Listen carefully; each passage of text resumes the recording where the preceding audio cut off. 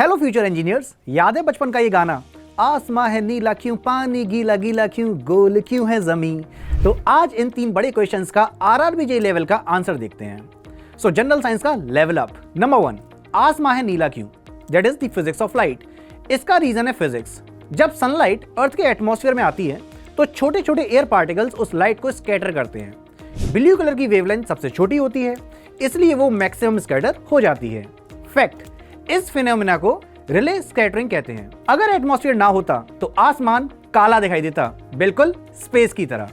Second, पानी गीला क्यों? The chemistry of water. पानी इसलिए गीला लगता है क्योंकि वाटर के मॉलिक्यूल्स यानी कि H2O में कोहेसिव और एडहेसिव फोर्सेस होते हैं। वाटर मॉलिक्यूल एक छोटा मैग्नेट होता है, पोलर होता है। फैक्ट ये है कि जब वाटर को टच करते हो तो वाटर के मॉलिक्यूल्स और आपकी स्किन के मॉलिक्यूल्स के बीच में अट्रैक्शन यानी कि एडेशन होता है। ये स्ट्रॉन्ग अट्रैक्शन ही वो फीलिंग देता है जिससे हम गीलापन के नाम से जानते हैं।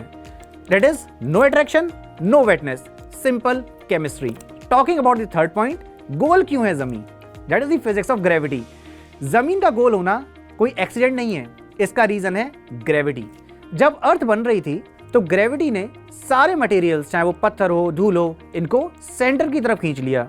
फैक्ट ये है कि जब कोई बॉडी इतनी बड़ी हो जाती है कि उसकी ग्रेविटी उसके हर हिस्से को सेंटर ऑफ मास की तरफ खींचे तो वो ऑटोमेटिकली गोला यानी कि स्फीयर बन जाती है। इस कंडीशन को हाइड्रोस्टैटिक इक्विलिब्रियम भी कहा जाता है। Now talking about RRB JE physics challenge. तो देखा कितने बेसिक कॉन्सेप्ट्स हैं। अब एक आरआरबीजे प्रीवियस ईयर क्वेश्चन का जवाब दीजिए।